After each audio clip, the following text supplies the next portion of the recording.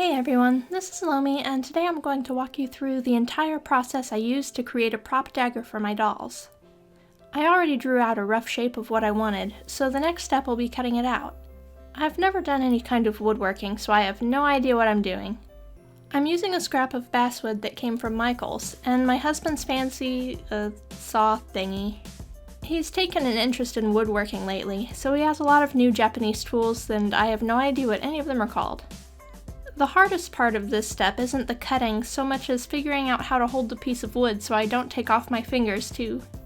The wood is really soft, so it cuts pretty easily. The idea I have in mind is pretty basic. A simple dagger with a simple, maybe more crude look to the hilt.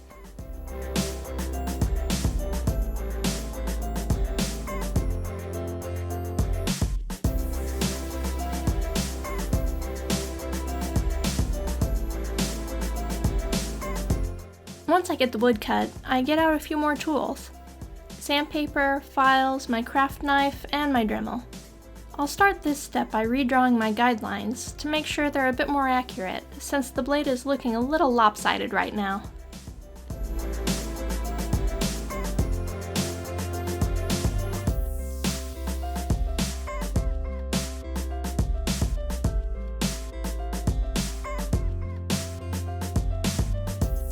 After I get a clearer shape figured out, I use my X-Acto knife to shave down the tip so that it's got a decent taper to it. It's pretty easy to cut since the wood is so soft, but the softness of the wood is part of why this is kind of a big project. It's not sturdy enough to use as it is, but I won't get ahead of myself just yet.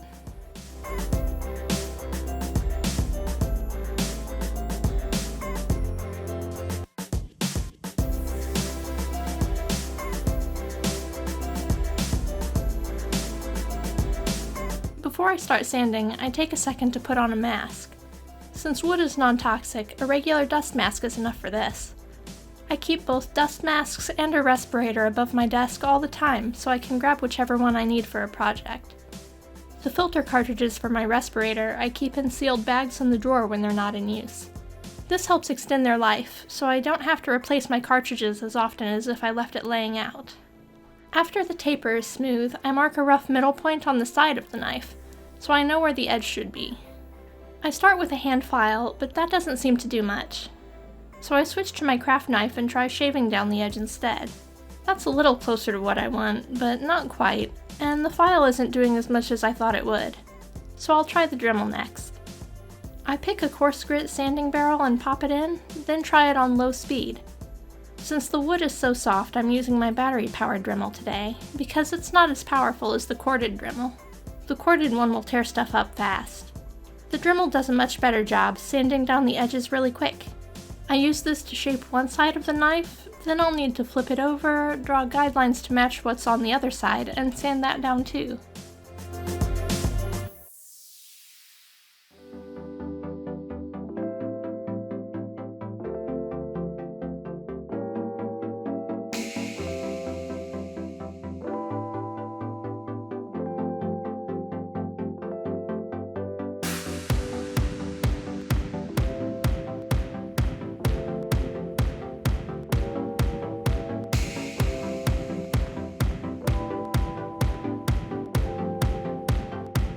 Though basswood is really soft and easy to cut and shape, it doesn't sand down very well, and it has a lot of texture left. I use sandpaper to smooth it a little more by hand, getting it as close to smooth as I can. It keeps a little bit of visible grain, but I think that will work for this project just fine. You might notice a change in lighting as the video goes on. This was a pretty big project. I tried to do most of my work with natural daylight or studio lighting, but since I'm in the middle of rearranging my workspace, I don't have a proper curtain on the window right now. I worked pretty late a couple nights, and I didn't want to bother anybody with 600 watts lighting up the whole neighborhood from my window. So it's just reading lamps for now, and a little dimmer than usual. Since I couldn't get a defined ridge in the middle of the knife, I figured I'd go the other direction and carve a little channel instead. I tried some of my husband's chisels, but they're a bit too big for what I needed, and I was worried about cutting too deep. Instead, I ended up using a round file. It worked pretty well.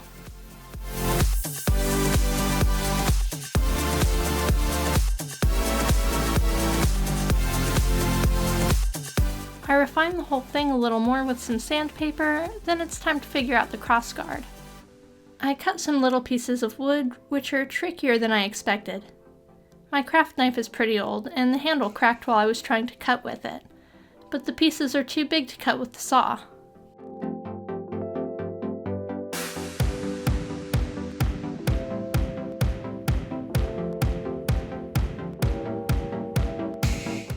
I ended up using wire cutters instead, then refining the shape a little with my craft knife. I smooth the edges a little just so I won't get splinters, using flat nose pliers to hold the pieces while I sand them down with my Dremel.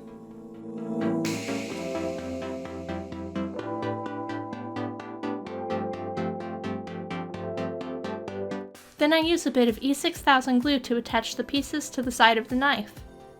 Wood glue would probably work better for this, but I don't have any, so I work with what I've got. I glue another piece of wood on top. Then I'll cut a second piece of wood like this to glue on the other side. This glue smells pretty bad, so I've got the window open and my respirator on at this point.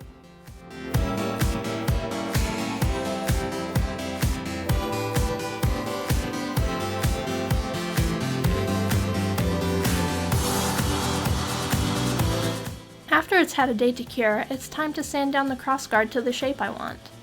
It's going to be pretty basic, just rounded. Since the Dremel worked so well for sanding last time, I skip right to using that.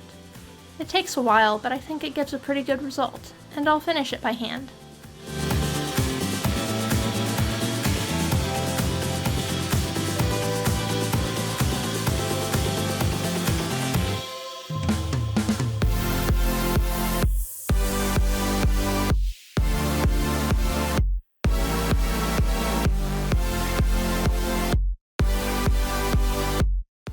The next thing to do is bulk up the hand grip.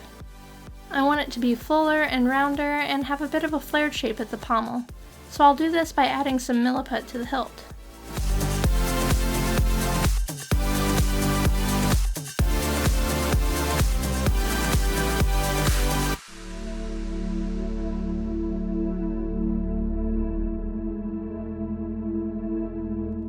It's tough to get the epoxy clay to stick to the wood, but I get it eventually.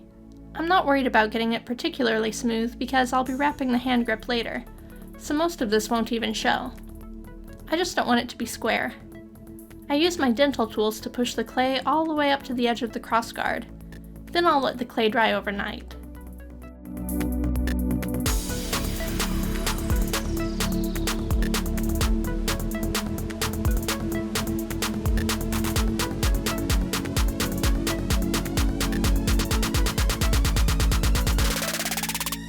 After it's cured, I break out the Bondo putty to fill the gaps in the crossguard.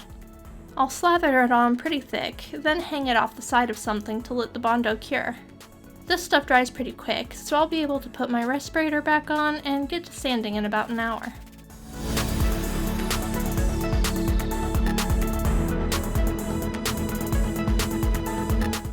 Most of the sanding effort goes to smoothing out the Bondo. I don't spend a lot of effort on the handle, since, like I said, I'll be covering it with wrapping. I just smooth out the roughest spots. Sanding is always my least favorite part of any project, but it seems like I'm really good at making sure all my projects involve a lot of sanding. I won't show all of it because, honestly, it's kind of boring.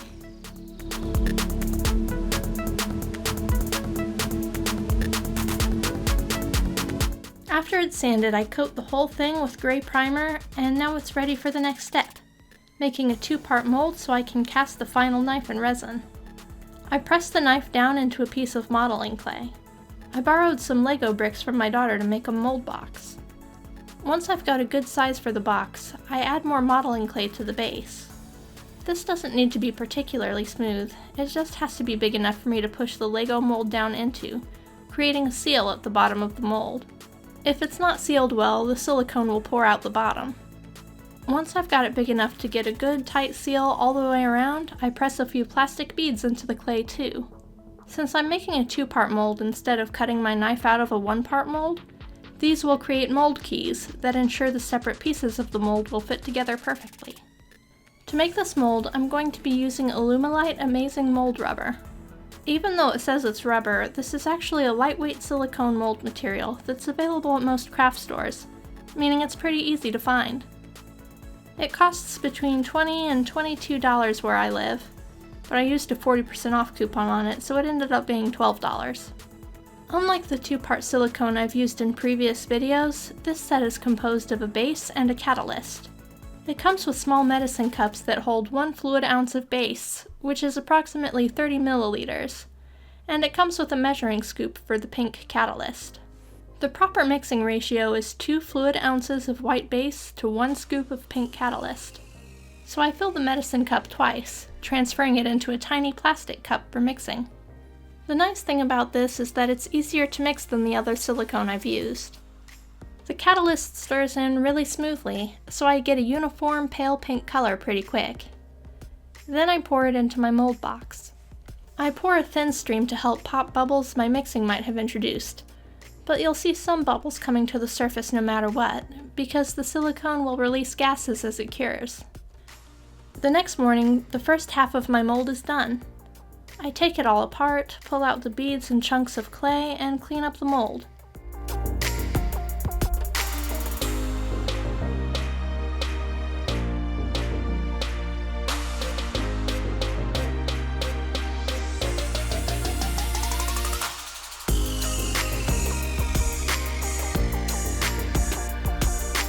Some silicone has seeped around the dagger, and I can't have that. I carefully cut off the excess and pull it away so the whole top of the knife is exposed. I don't remove it from the mold yet though, because I don't want to break the seal just yet.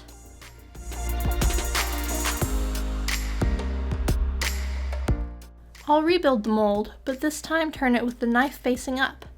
The smooth, flat side is now the bottom of the mold. But before I pour the second half, I paint the whole thing really well with petroleum jelly. This creates a barrier between the silicone on the bottom and what will be poured on top. If you don't create this barrier, the new silicone will fuse perfectly with what's already there. Then you won't be able to remove your model. I paint the dagger with it too, which ensures any gaps I may have accidentally created are blocked off. That way there won't be any silicone seepage below the knife. Normally at this stage, you'd also apply a pour tab. This is usually a piece of clay stuck onto your master that will stick up out of the mold, creating a hole for you to pour resin through later. I had planned to put my pour tab on the crossguard, but after I poured the first half of my mold, I realized the end of the hilt would be a better place for it. So instead of adding a pour tab now, I'll cut a hole in the back of the mold later. That's not the best way to do things, but it won't hurt anything on something this simple. Once I'm happy with the coverage, I mix another batch of silicone, pour it, and leave my mold to cure overnight. In the morning I'll dismantle the mold box and separate the two pieces of my silicone mold for the first time. Even though I coated it carefully, I still end up with some gaps around the edges where the silicone bonded and has to be cut or torn open. And there we go, a beautiful two-part mold. Okay, maybe it's not pretty, but I like it the way it is. I'll pull the dagger out, then cut a hole to pour resin into the mold using my craft knife. Since it's such a simple shape, I just carve out a tiny hole on either side of the mold. This tab will be cut off and the pommel of the dagger sanded smooth in the finishing stages, so it doesn't matter if it's a little rough. In the future, I'll try to plan a little better before I pour my molds. The silicone cuts really easily at least, so this time it's an easy fix.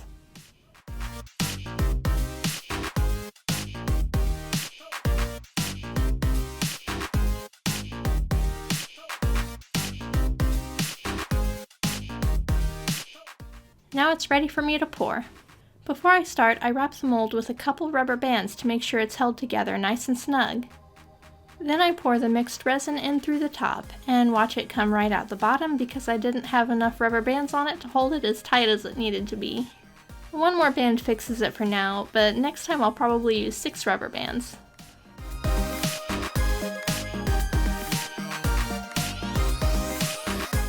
Then I refill it and wait for it to cure. I'm using Alumilite Amazing Casting Resin, which cures quick and doesn't require mold release. If I were casting clear resin, I'd want to either use a mold release spray or coat the inside of the mold with more petroleum jelly prior to filling it with resin. Resin that takes more than a few minutes to cure can bond with the silicone and tear it up pretty badly. This cures enough to open the mold in about 20 minutes. At this point it's solid, but still a little soft. Removing a casting at this stage can cause warping because it's soft enough to bend under its own weight, so you might want to wait a few hours so it can cure rock hard. One advantage to demolding early is that soft resin is a lot easier to cut through, so I can easily slice off the pour tab at the end. It's also soft enough that it can be reshaped, which is a method I've actually used to create some extra hands for Rune, folding the fingers into different positions before they harden all the way. I trim off as much of the flash and the seam lines as I can. This time I use white primer as a base, so I can be sure that I have the blade completely coated with silver paint. I might miss a spot if I used gray. For the silver, I used Rust-Oleum silver spray paint designed for use with plastics. If you're using primer, you can use pretty much any kind of paint on resin you want. But if you skip the primer and paint directly on the resin, you'll want to be certain you're using paints that won't etch plastics. The paint job isn't perfect, but I don't mind the uneven color, since this is supposed to be a more primitive kind of knife. I'll be finishing the hilt by hand using Martha Stewart craft acrylics. Good metallic acrylics can be hard to find. These are better than a lot I've used, but you still need multiple layers of it to get good coverage. The biggest reason I picked this brand for this project is because this paint has a heavy body as far as craft paints go, which means I can use it to create a lot of great texture. I apply a quick base coat first, just to make sure the color will be what I want. If I didn't like the color, now would be the best time to clean it off, since the acrylics can be washed off with soap and water without hurting the silver enamel or primer underneath. But it looks pretty good, so I start dabbing it on nice and thick, using the brush to create a bumpy texture to simulate hammered metal. I put it on the crossguard and the pommel. The grip doesn't need it since I'll be wrapping it as soon as the paint is dry.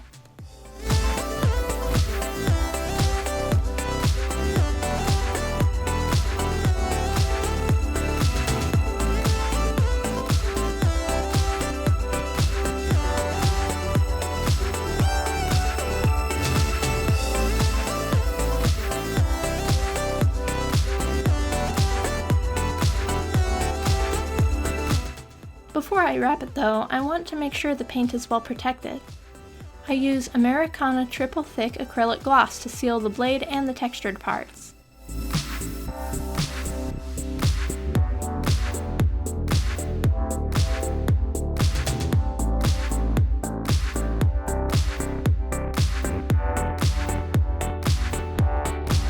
I had this scrap of round brown cord I wanted to use for the handle, but it ended up being a problem. Actually, part of the problem was the glue I used. I decided to use hot glue because it was fast, but it ended up adhering to both the acrylics and the enamel so strongly that it peeled them right off the white primer base coat. That primer sure didn't go anywhere though. Seems like Mr. Surfacer is pretty decent stuff.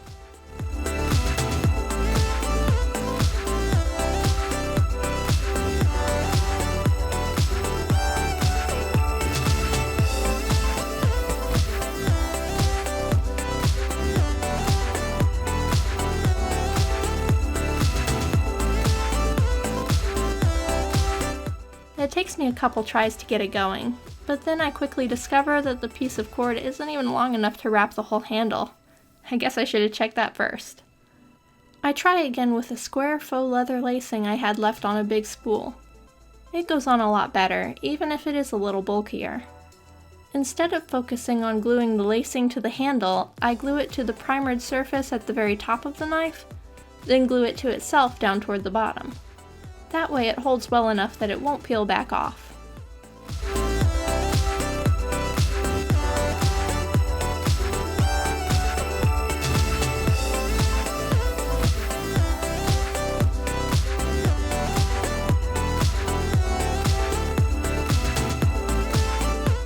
And there it is, the finished doll knife. I think it looks okay for my first time trying a project like this one. It took a whole lot of work, but it was a neat experience and I'm pretty happy with the end result. Best of all, I've got the mold now, so I can pour dozens of knives to decorate and modify in different ways. And that's all for today. Thanks for joining me again. Bye.